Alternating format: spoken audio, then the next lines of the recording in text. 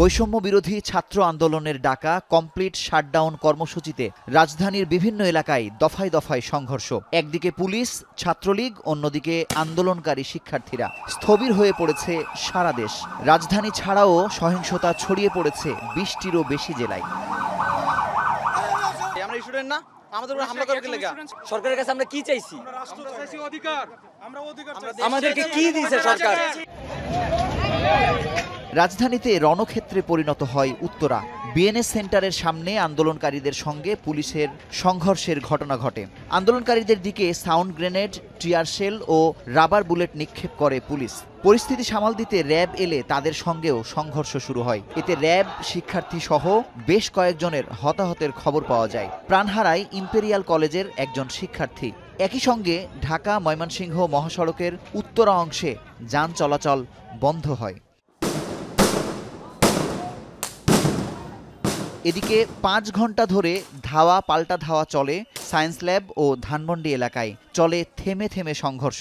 আন্দোলনকারীদের ধাওয়ায় একসময় পিছু হটতে বাধ্য হয় পুলিশ।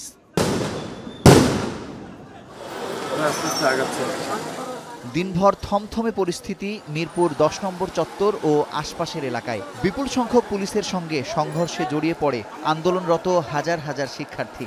বিক্ষোভকারীরা অগ্নিসংযোগ করে মিরপুর ১০ ওভারব্রিজে। পরে প্রথমে উত্তরা থেকে আগারগাঁও পর্যন্ত মেট্রো চলাচল বন্ধ করা হয়। পরে পরিস্থিতি আরও অবনতি হলে মতিঝিল পর্যন্ত বন্ধ করা হয় মেট্রো চলাচল। এদিকে ইত্তেফাক মোড় থেকে শিক্ষার্থীদের একটি মিছিল মতিঝিলের দিকে এগুলে লাঠিচার্জ করে ছত্রভঙ্গ করে দেয় পুলিশ। বেইলি রোডের মুখে অবস্থান কর্মসূচি পালন করে ভিকারুন্নেসা নুন স্কুল অ্যান্ড কলেজের শিক্ষার্থীরা। ওরা তো কোনো সরকার পতন আন্দোলন করতে চায় নাই, ওরা শুধু দাবি আদায় চাইছে যে কি কোটা সংস্কার, একটু সংস্কার করলে তো হয়ে যেত। রাজধানীর মেরুলবাড্ডা এলাকায় পুলিশের সঙ্গে ধাওয়া পাল্টা ধাওয়া হয় ব্র্যাক বিশ্ববিদ্যালয় ও কানাডিয়ান ইউনিভার্সিটির শিক্ষার্থীদের। এ সময় কয়েকশো শিক্ষার্থী জড়ো হয়ে রাস্তা অবরোধ করতে গেলে সাউন্ড গ্রেনেড নিক্ষেপ করে পুলিশ। একই সঙ্গে ব্র্যাক বিশ্ববিদ্যালয়ের ভিতরেও টিয়ার সেল নিক্ষেপ করতে দেখা যায় পুলিশকে। এ সময় অন্তত ১০ জন আহত হয়েছেন। পুলিশের ধাওয়া খেয়ে আসা ব্র্যাকের শিক্ষার্থীরা বিটিভি ভবনের দিকে প্রথমে আশ্রয় নেয়। পরে পুলিশ ছত্রভঙ্গ করতে এলে বিটিভি ভবনে ঢুকে হামলা ও ব্যাপক ভাঙচুর চালায় আন্দোলনকারীরা। এদিকে পরিস্থিতি নিয়ন্ত্রণে প্রধানমন্ত্রীর নির্দেশে জরুরি সংবাদ সম্মেলন করেন আইনমন্ত্রী আনিসুল হক। তিনি জানান, আন্দোলনকারীদের দাবির সঙ্গে একমত সরকার। যে কোনো সময় আলোচনায় বসতে রাজি আছে বলেও জানান তিনি। মাননীয় প্রধানমন্ত্রী তাদের সাথে আলোচনা করার জন্য আমাকে আইনমন্ত্রীকে এবং শিক্ষামন্ত্রী জনাব মহিবুল হাসান চৌধুরী এমপি তাকে দায়িত্ব দিয়েছেন। আমরা তাদের সাথে বসব এবং আমরা এটাও বলতে চাই যে তারা যখনই বসতে রাজি হবে, এটা যদি আজকে হয়, আজকেই আমরা বসতে রাজি আছি। এদিকে বৈষম্য বিরোধী ছাত্র আন্দোলনের সমন্বয়ক মোহাম্মদ নাহিদ ইসলাম জানিয়েছেন, সরকার আলোচনার কোনো পথ রাখেনি, সমাধানের পথ সরকারকেই খুঁজে বের করতে হবে।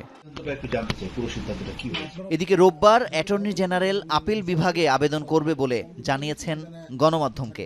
আমাদের যে আবেদনটা যে আছে যে সুপ্রিম কোর্টে যে কোটা বিরুদ্ধে হাইকোর্টে যে কোটা বাতিল করে দিয়েছে তার বিরুদ্ধে আমরা যে সিভিল পিটিশনটা ফাইল করেছি সেটা রোববার দিন সকালেই আমি আদালতের কাছে আবেদন জানাবো এটা দ্রুত শুনানি করার জন্য, এবং আমি আশা করি আদালত আমাদের আবেদনটা গ্রহণ করবেন। এদিকে কোটা সংস্কারের ইস্যুতে এর আগেও ২ বার শুনানি করে আপিল বিভাগ। মুজাহিদ শুভ, এখন, ঢাকা। শিয়া বাটার ও ভিটামিন ই সমৃদ্ধ lily glam beauty soap. Lily, always beautiful.